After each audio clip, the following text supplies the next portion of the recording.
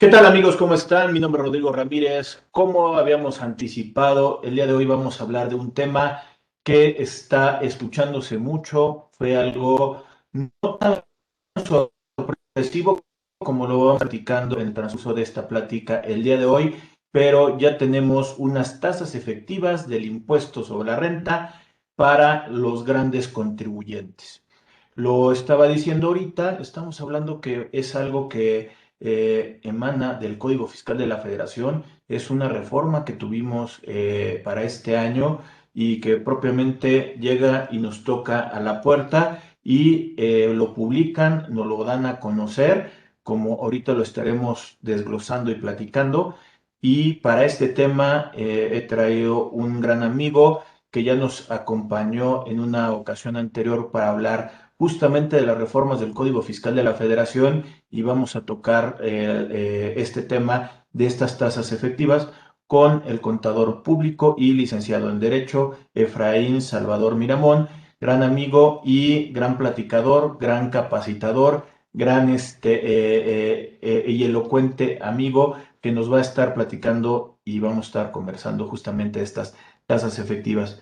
Efraín, buena tarde, ¿cómo estás? ¿Qué tal, mi estimado Rodrigo? La verdad que es un gusto, la verdad, estar compartiendo contigo ya después de esta situación que veíamos en la cuestión de las reformas, ¿no?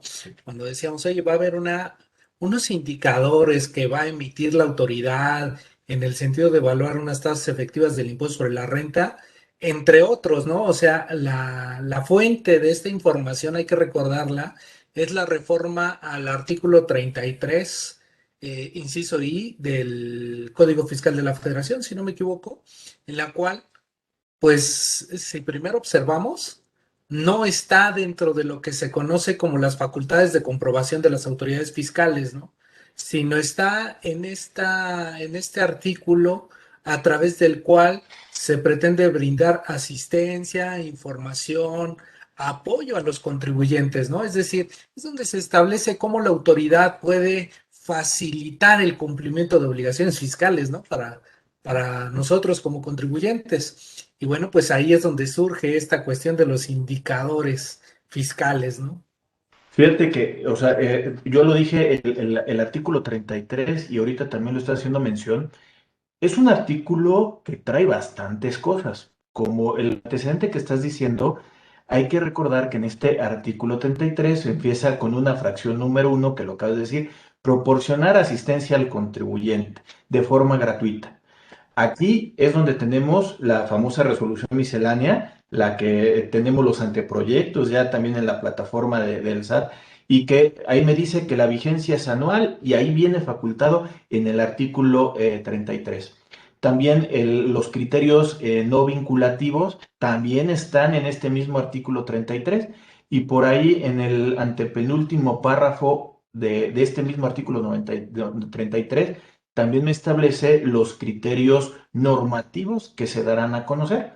Aparte ahorita de lo que estás diciendo de la incorporación justamente de estos indicadores, o sea, este es un artículo que creo que necesitamos revisar a cierta profundidad, no por lo pesado o el contenido de determinación de contribuciones o algo que tenga que ver, sino más bien es lo que la autoridad el día de hoy tiene como herramientas para hacerte llegar a ti estas cartitas de invitación, estos recordatorios de que viene la determinación del pago provisional, no se te olvide pagarlo. O sea, todas estas cosas que la autoridad la estamos sintiendo como un terrorismo fiscal, propiamente están partiendo de este artículo 33 y ahora ya tenemos esta implicación que como estás comentando, yo la verdad lo veía lejos en el sentido de que tal vez en unos 2 años iban a empezar a salir, pero no, ya ahorita con una necesidad del gobierno, vámonos, o decir que no va ni medio año, ya pasando las elecciones, vamos a darles la noticia de que tienen unos indicadores y grandes contribuyentes ya están en la mira de la autoridad. Sí, esto que comentas, ¿no? La cuestión de por qué en la mira de los grandes contribuyentes, y bueno, alguien diría, ¿no? Si ves las barbas de tu vecino, ¿verdad? Famoso refrán. Bueno, pues entonces como que va el mensaje también hacia los demás, ¿no? Esta cuestión de esta publicación de indicadores tiene que ver con una cuestión que se le denomina como el riesgo impositivo. ¿Qué le considera a la autoridad esta cuestión, este término? Bueno, pues partamos de lo que es riesgo, ¿no? Cualquier contingencia.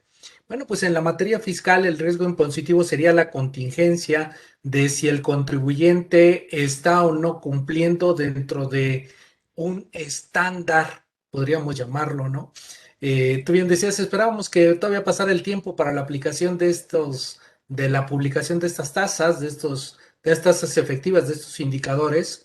Sin embargo, pues hay que recordar esta cuestión de que no va a haber aumentos en las tasas de los impuestos, no va a haber nuevos impuestos, pero le está apostando todo la autoridad, el gobierno federal, le está apostando a la fiscalización, ¿no?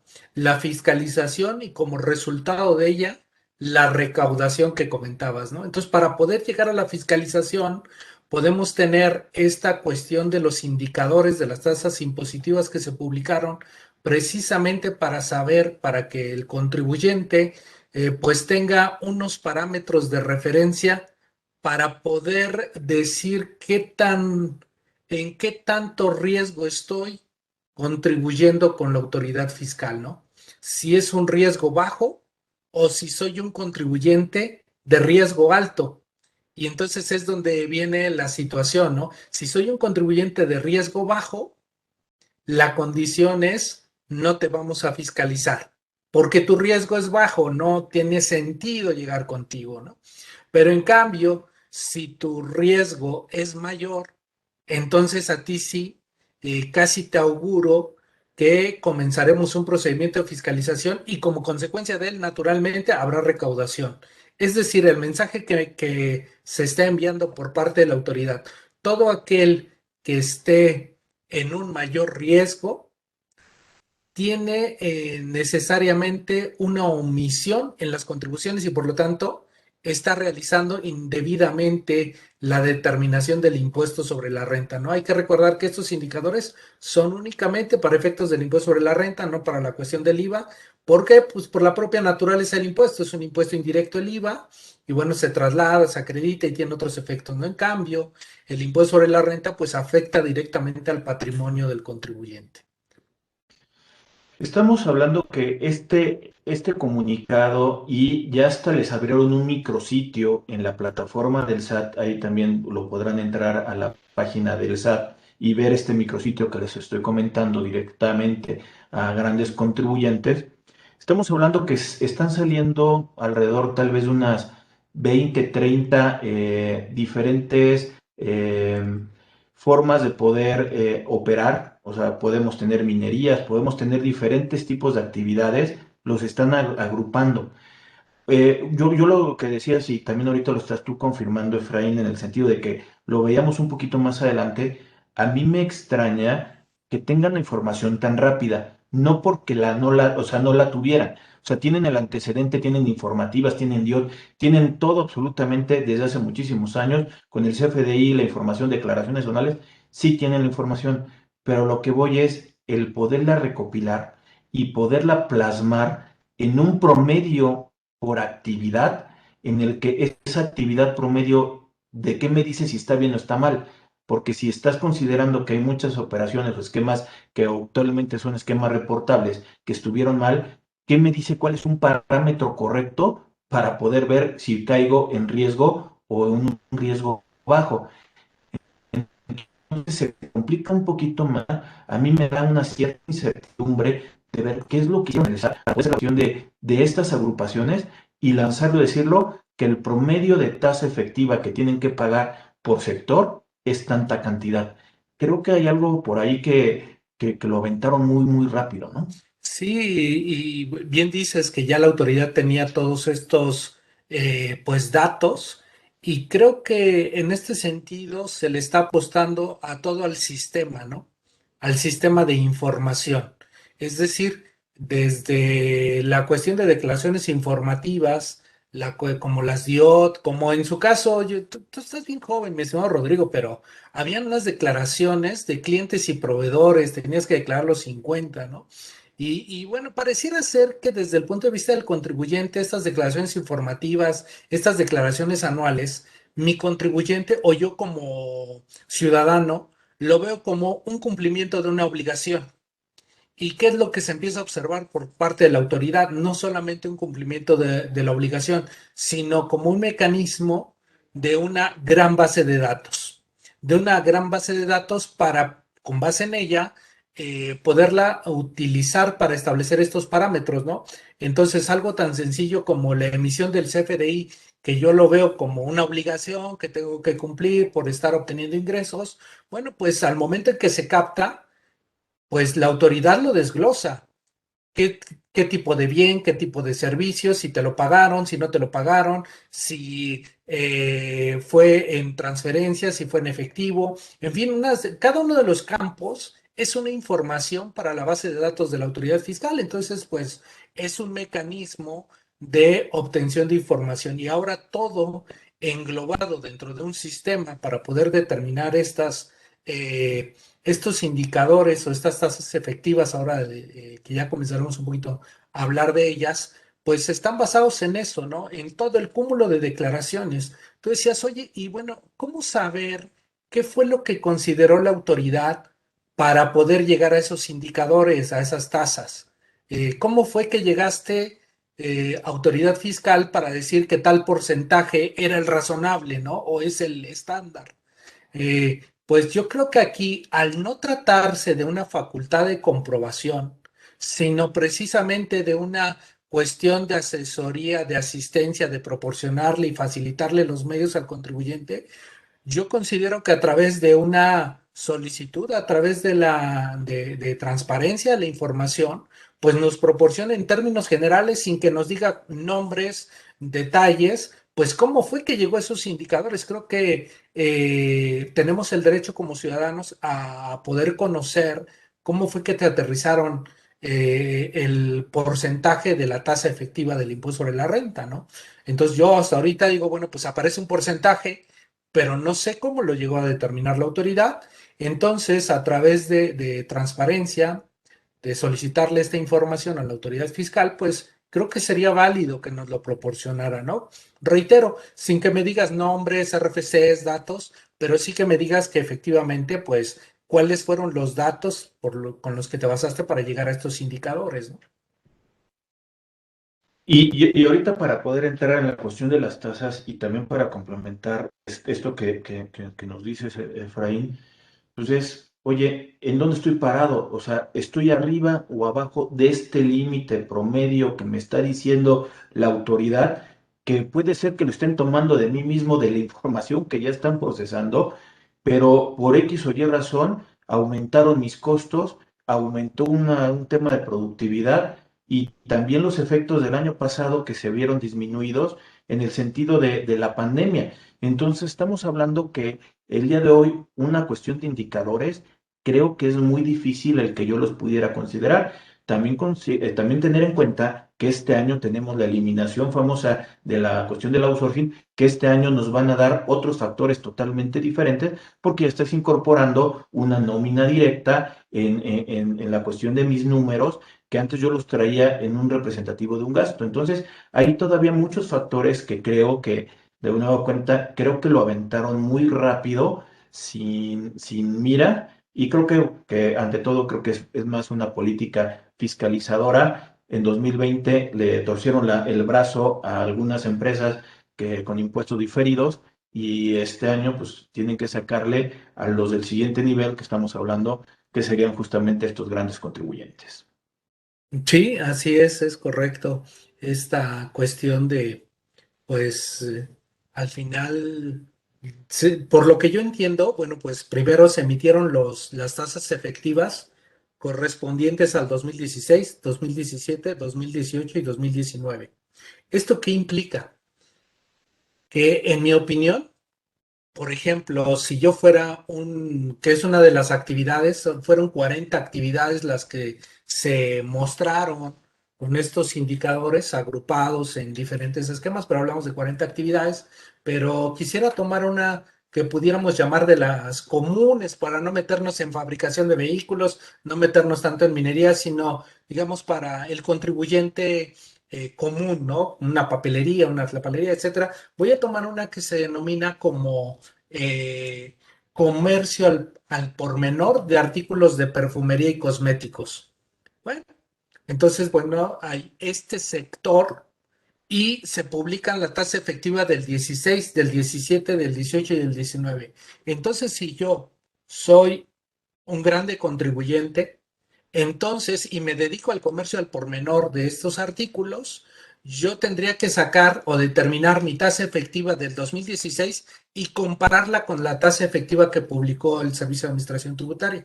Tengo que tomarla del 2007 y compararla contra el 2017, 2018 con 2018 y 2019 con 2019. Es decir, no vayamos a mezclar la cuestión del 2020 porque todavía no traemos una tasa efectiva ahí que seguramente, como bien comentas, con motivos de la pandemia, va a tener que modificarse o van a ser sustancialmente los cambios. En esta, por ejemplo, que te estoy comentando del comercio al por menor de artículos de perfumería y cosméticos, del 2016 la tasa efectiva es de 3.29, la tasa efectiva para el 17 es de 2.79, la del 18 2.96 y la del 19 es del 3%.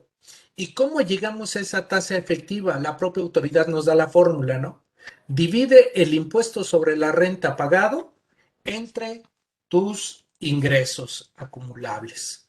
Y ese va a ser tu tasa efectiva del impuesto. Entonces, bueno, pues yo tendría que ver estos factores para ver si estoy en la media, en estos parámetros, en este indicador de la tasa efectiva del impuesto sobre la renta, o estoy abajo de riesgo o soy un contribuyente de mayor riesgo. Oye, Efraín, y el mensaje que ahorita pudiéramos estar escuchando de la autoridad sería, si estás en el riesgo alto, ¿tienes que cambiar las cosas o tendrías medios de defensa? Porque al no ser una auditoría, al no haber una repercusión directa de una revisión, ni siquiera saben de lo que yo tengo o cómo estoy determinando las cosas, esa fiscalización, ese terrorismo fiscal, me daría a entender que yo tengo que modificar y me ajusto a lo que me dice el indicador para poder pagar impuestos y regularizarme, entre comillas. Qué interesante lo que estás preguntando, Rodrigo, porque conforme se observa desde el artículo 33, fracción primera, inciso I, así como del micrositio que comentas que pues se va a compartir con nuestros amigos, que ya también se tiene por parte de la autoridad fiscal para ver estos indicadores, pues en ellos existe una cuestión que le llama el cumplimiento voluntario, digamos espontaneidad.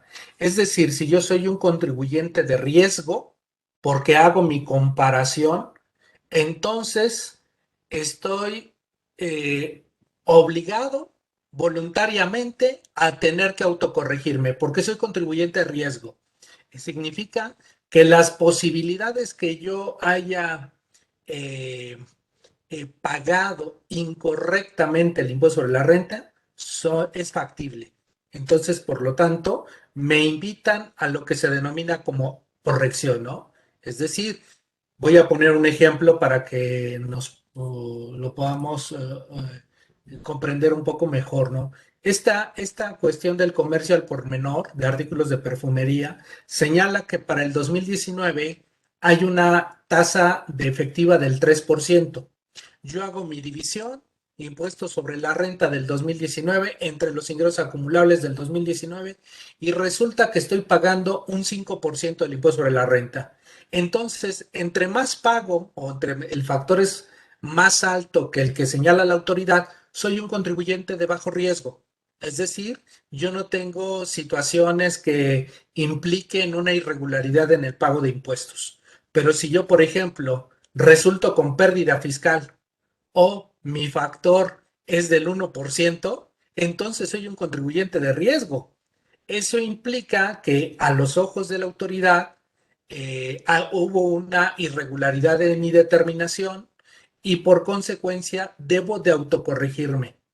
Y señalas bien, no hay un ejercicio de facultades de comprobación. Pero ¿a qué le está jugando la autoridad? Al mayor temor del contribuyente, que es, si no te regularizas, entonces ahora hay una alta posibilidad, alta probabilidad de que inicie un ejercicio de facultades de comprobación contigo. Es decir, te realice una visita domiciliaria, que es la que más miedo nos da, una revisión de gabinete o una revisión electrónica, ¿no?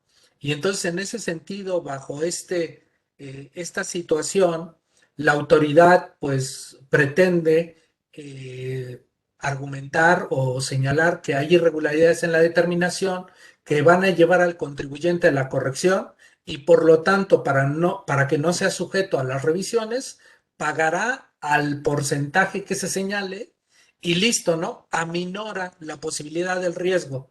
Pero ¿qué no se está contemplando como contribuyente? Que el que yo me haya corregido y que la autoridad, entre comillas, disminuya la amenaza, no significa que la elimine. Es decir, las facultades de la autoridad fiscal siguen estando presentes, te corrijas o no te corrijas, solamente que aquí hay un temor, ¿no? Y muchos podríamos decir, entonces si te autocorriges, ¿estás aceptando que hubo una irregularidad en tus números? ¿Que no partimos del artículo 6 del Código Fiscal de la Federación de que de la autodeterminación de los impuestos? Es decir, yo me determino mis impuestos aplicando las leyes correspondientes y que se encuentran vigentes y que la facultad de la autoridad es venir a revisar, venir a analizar si yo, a verificar si cumplí o no con esas normas en la determinación. Y entonces, ese procedimiento que conocíamos de tú te autodeterminas y la autoridad revisa y te verifica si está bien esa autodeterminación o no, pues queda de lado con esto, ¿no? Porque la cuestión de la revisión sigue quedando latente independientemente de la corrección que puedas tener. Y esto, vaya, o sea, si yo estoy, vamos a pensar en una cuestión de riesgo al comparar mi tasa efectiva contra lo que señala la autoridad, a veces se trata de decisiones fiscales que la propia ley permite. O sea, no todos tenemos que utilizar el mismo tipo de decisión de carácter fiscal. Voy a poner un ejemplo. ¿Qué pasaría si todos esos contribuyentes que consideró la autoridad arroja el 3% porque todos decidieron ejercer la deducción? Es un ejemplo muy burdo, pero nos puede dar luz. Todos decidieron ejercer la deducción de inversiones hasta el ejercicio siguiente. Por lo tanto, pues el margen de utilidad fue más alto. En cambio, yo decidí, conforme a la ley, no hacer la deducción hasta el ejercicio siguiente, sino en este, ¿no? Y por lo tanto, el margen de utilidad o la tasa efectiva pudo haber disminuido. Y no es que esté haciendo algo incorrecto, es simple y sencillamente la propia aplicación de la norma a través de opciones, ¿no?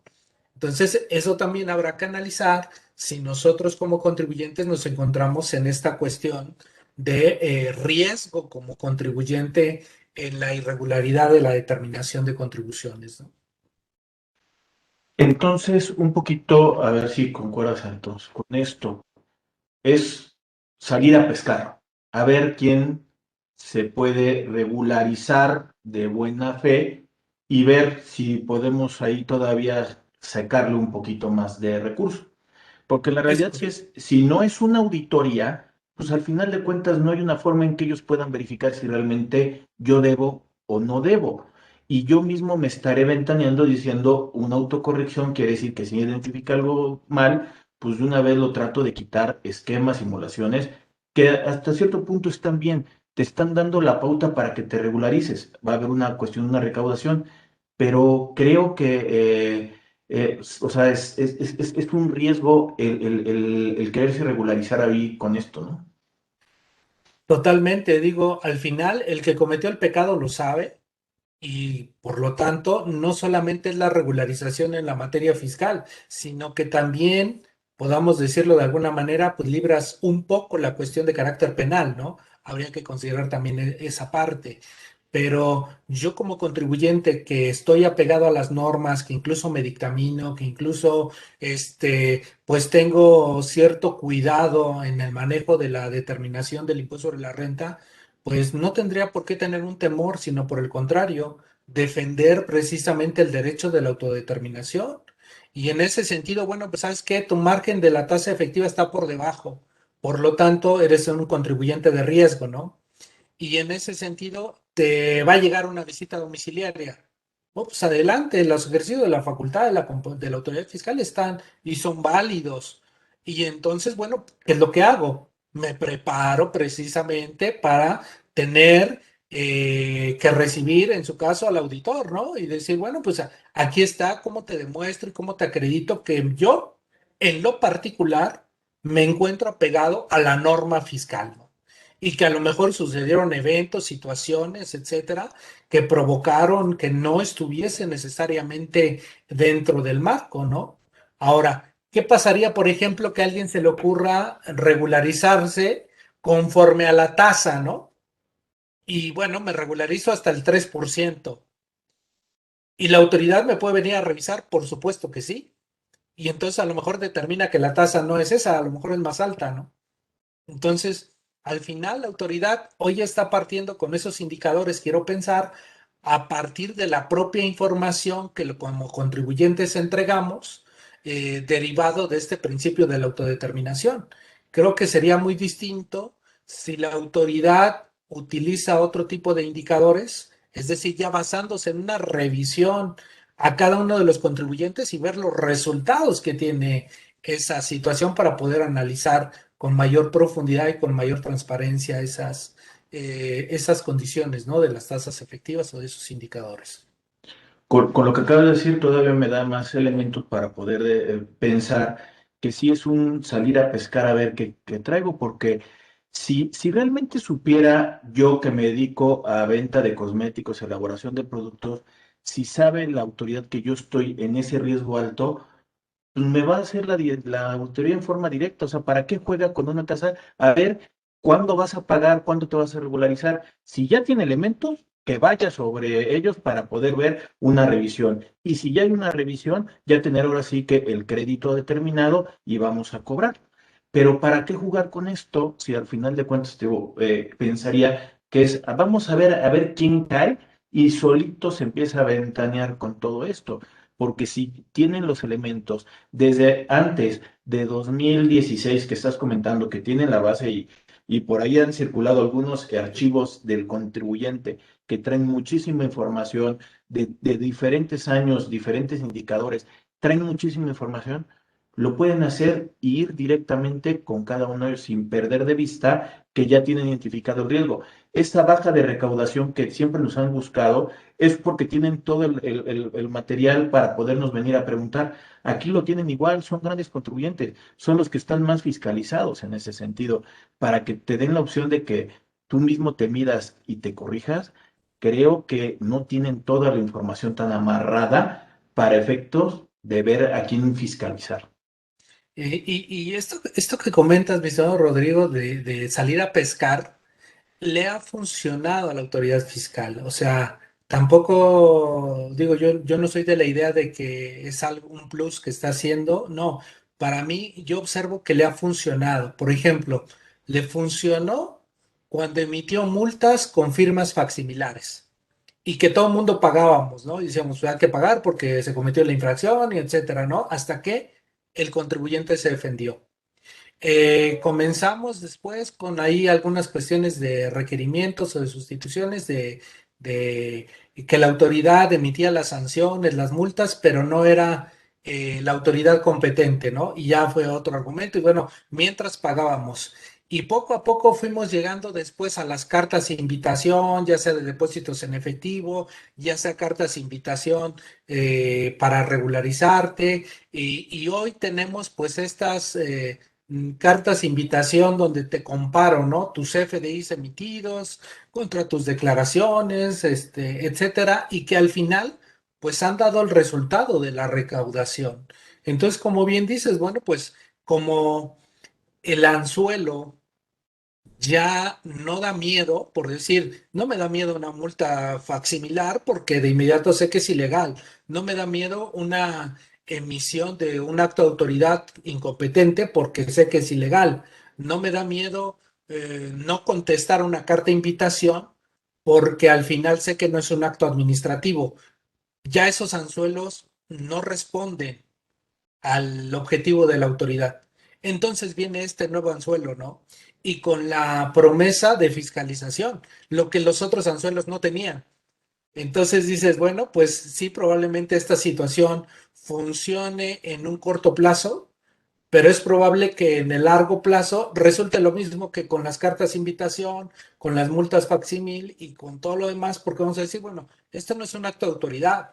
O sea, yo cuestionaría, ¿no? Como contribuyente, ¿por qué tengo que pagar exactamente lo mismo que mi competencia? Mi competencia, yo no quiero pensar mal, ¿no? Pero de repente me llega el mensaje del auditor y ahí está, ¿no? Pensando mal. Y en ese sentido yo diría, bueno, me estás comparando con empresas que utilizaron la figura del outsourcing, que a través de mecanismos ilegales obtuvieron utilidades. Dices, bueno, pues yo no utilizo ese tipo de sistemas. Mis trabajadores están en nómina, pago el seguro social y por lo tanto mi tasa efectiva pues va a ser muchísimo menor a aquel que está utilizando otro tipo de sistemas, ¿no? Entonces son decisiones de negocio. Creo que por ello, como contribuyentes, tenemos que fortalecernos todavía más y la necesidad, por llamarlo de alguna forma, de tener a un contador cerca que conozca estas materias va a ser indispensable a partir de la publicación de estas tasas efectivas, ¿no? Porque ahora necesito que me digas, que me aconsejes, que me asesores, que me señales qué vamos a hacer, ¿no? ¿Cuál será la mejor toma de decisiones ante esta situación que está pasando? Pero también, o sea, y creo que en su oportunidad ya también lo hemos platicado, o sea, es complicado el que me traten de comparar con la competencia, porque no saben mis costos, no saben el tiempo que yo estoy invirtiendo, y aparte, si bien son de grandes contribuyentes, estamos hablando que hay de grandes contribuyentes a grandes contribuyentes, o sea, son de diferente tipo de ingresos. También un parámetro financiero es, tienes tú un margen de costos mientras más inviertas, tienes ingresos exponencialmente, o sea, no es un ingreso lineal, sino mientras más inviertes, exponencialmente tienes mayores ingresos. Entonces, no hay una forma en que realmente me pudieran comparar y medir, es más, ni conmigo mismo por un ejercicio y el otro ejercicio, que puedo tener diferentes costos, diferente inversión. Y también la otra, el punto parámetro con el que me están comparando, si bien ahorita está diciendo que aunque no me dijeran bien y no, tampoco quiere decir que sea, que sea exitoso, porque puede ser que hoy le vaya bien, pero mañana le genera una pérdida. Y ya me están comparando con una empresa que tuvo que invertir el día de hoy o dejó de invertir, hizo un guardado para el otro año poderlo repercutir y realmente es una empresa perdedora. ¿Por qué? Porque estos son negocios y en los negocios hay alguien que gana y hay alguien que pierde. Entonces es muy difícil el que realmente me pudieran comparar y meterme en un lado de todos somos iguales. Y es más, hasta lo que dice, ¿no? Yo que soy de los grandes contribuyentes de la línea de abajo, el que diga al presidente, ¿para qué ser aspiracionista de llegar a utilidades tan grandes? Pues mejor me quedo en donde estoy. ¿Para qué quiero ser, para qué quiero aspirar a más? Creo que se vuelve complicado con todos esos aspectos. Sí, totalmente. Acabas de tocar un aspecto que también es indispensable en los negocios, la parte financiera, ¿no? Es decir, cómo estoy realizando mi negocio a partir de información netamente financiera. Y recordar que la parte fiscal es un efecto de la toma de decisiones de carácter financiero. Al final, hay situaciones, hay eventos que no se controlan, ¿no? Entonces, pues no podemos decir, ¿no? Todos los que están de 40 años, pues deben de tener este peso, ¿no? Porque si no tienes ese peso, entonces ya no eres el ideal. Y dices, híjole, ¿y cómo le hago para conseguirlo, no?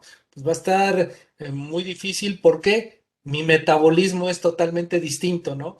Y ese metabolismo empresarial, por llamarlo de alguna forma, o darle un calificativo, pues ese metabolismo es de cada una de las empresas, de cada negocio, de cada decisión que va realizando el empresario, ¿no? Entonces, por lo tanto, pues yo considero más la cuestión de una fortaleza interna empresarial, una fortaleza financiera, una fortaleza en la toma de decisiones precisamente para poder responder a este tipo de situaciones por si en algún momento pues me dicen que estoy en un riesgo alto y por lo tanto susceptible en un riesgo bajo con susceptible a ser fiscalizado y bueno, pues prepararme para ello, ¿no?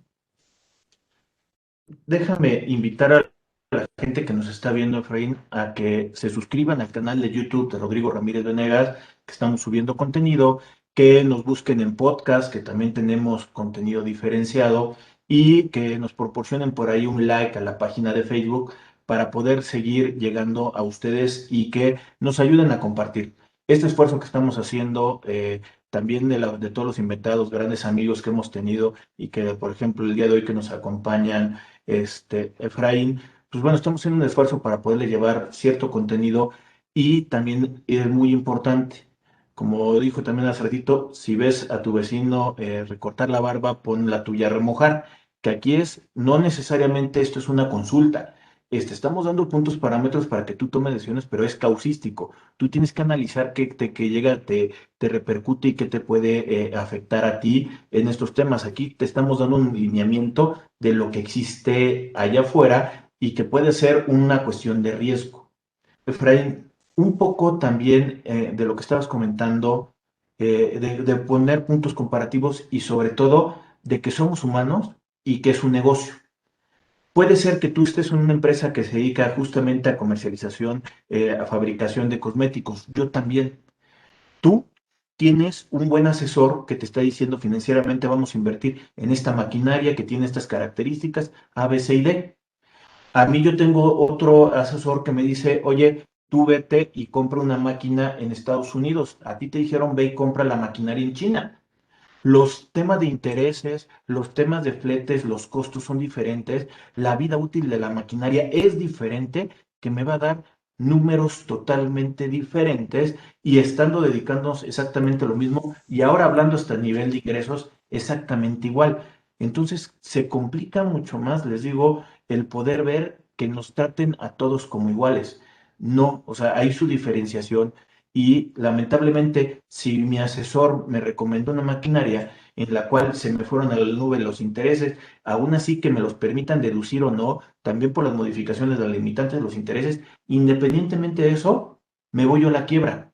Los dos veníamos en el mismo, son negocios. Alguien gana y alguien pierde. No nos podemos, no, ¿cómo puede medir el riesgo la autoridad con una división entre los ingresos contra la cuestión del pago de impuestos? No puedes medir el riesgo que te estás llevando como empresa. Totalmente correcto. Ese metabolismo empresarial tiene que ver con tu toma de decisiones. Lo mismo en un equipo de transporte, algo tan básico. Tú compras una camioneta tipo A y una camioneta tipo B. Y ya dices, la vida útil totalmente distinta, aun cuando las tasas y los porcentajes y los montos y las alternativas fiscales, ¿no? Pero financieramente cada quien va tomando sus propias decisiones en este sentido.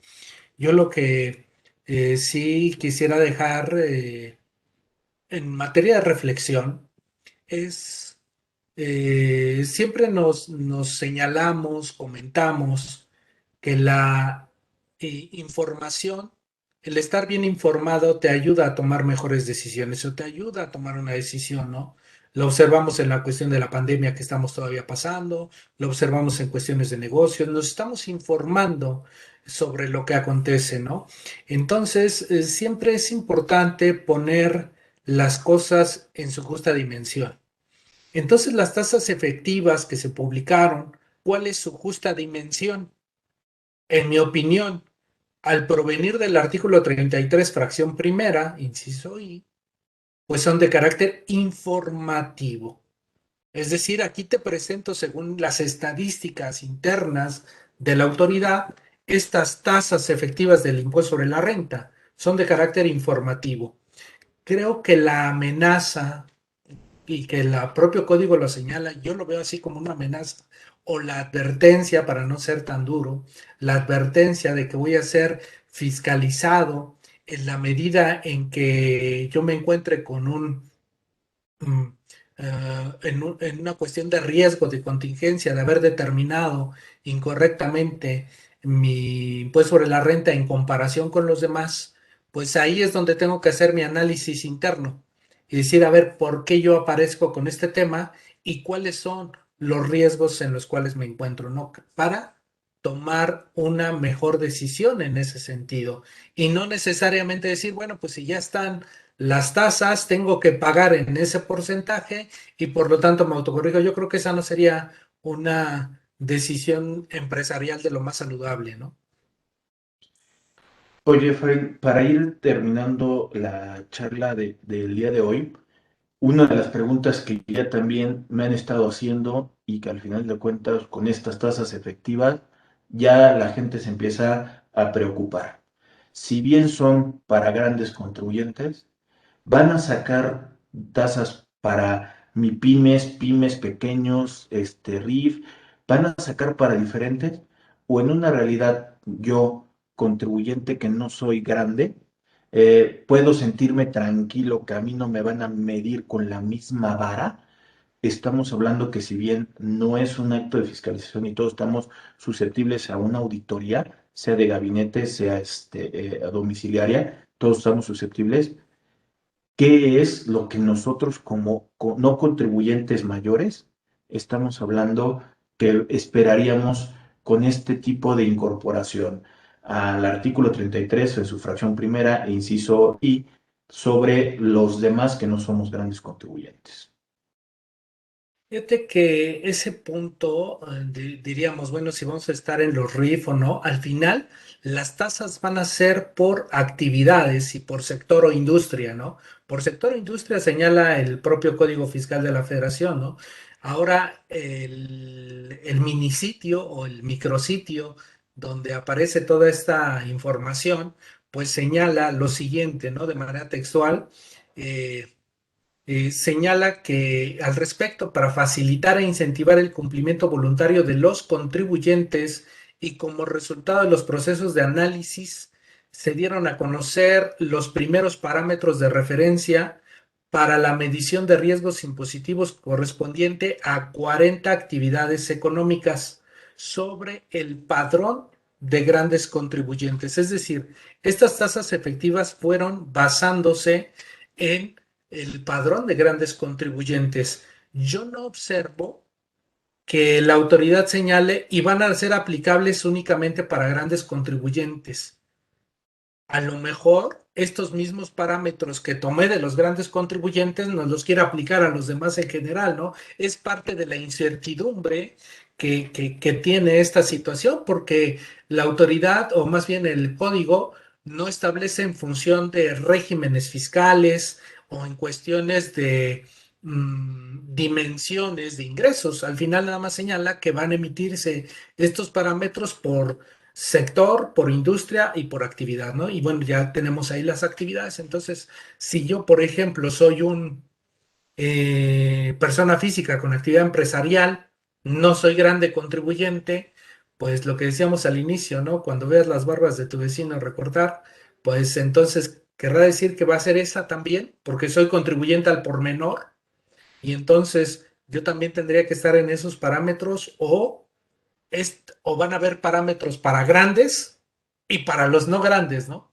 Entonces, es parte de las incertidumbres que tenemos, pero volvamos a lo mismo. Estos parámetros son de carácter informativo. Esa es la circunscripción de esta parte, ¿no? Ese es el quid del asunto. Es que así sean de grandes, de pequeños, de medianos, pues al final la justa dimensión es que siguen siendo de carácter informativo, de referencia para un análisis personal, un análisis personal empresarial. Yo podría hacer la siguiente analogía, ¿no? Uno se va a realizar estudios médicos de glucosa, ¿no? Y existen unos parámetros, ¿no? El mínimo, el máximo, y tú te evalúas en dónde estás. Más no es obligatorio que tengas que estar en la media, ¿no? O sea, en la media es lo recomendable, pero incluso en la media hay ciertos parámetros, ¿no? Y en ese sentido podría yo obtener esto o podría yo vislumbrar estos mismos parámetros. ya me los informa la autoridad, ahora queda de mi lado de autodiagnosticarme, ¿no? O autoevaluarme. ¿En qué parte de este análisis clínico fiscal me encuentro? ¿De este lado con los menores o de este lado con los mayores? Y entonces ahí comienza mi preocupación, como cuando voy a hacer un análisis clínico, ¿no? Me dicen, tu glucosa está en tal. Ah, entonces me empiezo a preocupar, ¿no? Pero este carácter interno empiezo a tomar decisiones mías. No necesariamente ya estoy en el grupo de personas afectadas por la glucosa, ¿no? Entonces son temas ahí que reitero, darle su justa dimensión a la información es en este punto un carácter informativo. Ujú. Sí, o sea, lo que la recomendación que nos estás diciendo es chécate cómo estás comparado contra estas tasas por agrupación. Y si tú estás muy lejos, preocúpate en el sentido de que eres susceptible a que sí pueda venir una revisión, pero todos somos susceptibles a la revisión, nada más que tú estás cayendo en un parámetro de riesgo para la autoridad. Si estás muy cercano a la tasa efectiva, pues mejor quédate como estás, tranquilo, no te preocupes, que si bien traes tu diferencia, no van a poder revisar a todos. Y aparte estamos hablando que es un tema de una información que tampoco sabemos dónde la están determinando y como lo estamos comentando, creo que es más el sacar a ver quién se mueve de la foto para ver qué es lo que está sucediendo ahí. Desde el panorama del año pasado con la reforma, lo vi complicado este artículo 33, la modificación justamente de estos tipos de indicadores para que me pudieran comparar. Y ahorita viendo ya lo que están haciendo con esta modificación, creo que es inaplicable para todos. Ahí sí es, si tú traes algo, cuídate. Si tú traes cola que te pisen, cuídate porque no solamente con esto, sino con esquemas reportables, sino con el tema de razón de negocios, con lo de materialidad, operaciones simuladas, debes de cubrir todos esos aspectos que has hecho mal. Pero si tú estás bien, tú tranquilo, que aunque estés en una tasa diferente, porque son organismos, instituciones diferentes, tú lo vas a poder comprobar. Y ahí sí tienes que estar a la mano de cerca de especialistas y profesionales en diferentes áreas para que te puedan proteger. Sería lo que estaría retomando de ti, Efraín. Y un punto más que aportaría al tema, mi estimado Rodrigo. Y si tú estás en un, digamos, parámetro de menor riesgo, es decir, que pagaste una tasa efectiva de impuesto sobre la renta más alta que el promedio, entonces, pues, ¿qué pasa contigo? Que estás haciendo algo súper bien, que al final es un muy buen negocio. Un buen negocio te deja para pagar impuestos, te deja para poder estar dentro de un marco de mercado, es decir, una preocupación muchísimo menor porque pues vas bien tanto desde el punto de vista fiscal como podríamos decir desde el punto de vista financiero, ¿no? Tan es así que hay recursos para poder pagar el impuesto, ¿no? Entonces, sí serían ahí las consideraciones, como bien comentas, mi estimado Rodrigo. Entiéndase que si yo me gano la lotería, sí estaría gustoso de pagar el 35% de persona física. O sea, al final de cuentas no lo tenía. Esa es la tranquilidad que me daría el que yo pudiera tener el ganarme la lotería es igual en un tema empresarial, ¿no? Si me está dando para poderlo hacer, lo malo es que hay veces que tú mismo te comparas y que dices, el capital de riesgo soy yo lo tengo y tengo que repartir más del 57% a diferentes, a diferentes personas, ¿no? Eso es un poco el sentir del empresario muchas veces y que lo orilla a veces a irse a unos esquemas que son ilegales, es la palabra, son ilegales Ujú. y que el día de hoy hay que tener mucha preocupación, hay que dormir tranquilos con esta 4T y con uno mismo hay que sentirse bien. Y como bien comentas, pues informarse y allegarse a profesionales de especialistas en el tema para que nos brinden un mejor panorama en la toma de decisiones en lo personal, ¿no? Es decir, si voy a los estudios clínicos y mis resultados no son tan favorables, ¿qué es lo que hago? Acudir al médico para ver qué tratamiento vamos a seguir o cómo podemos pues tener un mejor nivel de vida. Bueno, pues aquí es algo parecido, pero en un esquema empresarial, ¿no? O a la inversa, ¿no? Cuando voy con un doctor me manda a hacer los análisis para que él pueda interpretar. De igual forma me puedo llegar con una y empezar a hacer los números para ver qué se puede hacer. Correcto. Efraín, pues muchas gracias por acompañarnos el día de hoy. Creo que lo que nos estás dando, tus comentarios, creo que nos ayuda a tranquilizarnos al ver esta noticia del domingo y creo que al final de cuentas, como dices, hay que aplicarnos en lugar de preocuparnos y pues, me tengo cuenta, pues muchas gracias por acompañarnos el día de hoy, Efraín. No, pues un gusto, mi estimado Rodrigo. Muchísimas gracias por la invitación. La verdad que es un gusto compartir contigo, como siempre, tan atento y tan amable. Y pues aquí estamos. Muchísimas gracias por tu invitación. Un fuerte abrazo a todos nuestros amigos que nos acompañan. Muchas gracias, Efraín. Estuvo con nosotros el contador público y licenciado en Derecho, Efraín Salvador Miramón. Muchas gracias. Estamos en contacto. Suscríbanse al canal de YouTube de Rodrigo Ramírez Venegas. Pónganle al botoncito de la campanita que les avisa cada vez que vamos a subir contenido y pónganle un like a la página de Facebook. Estamos en contacto. Saludos. Bye.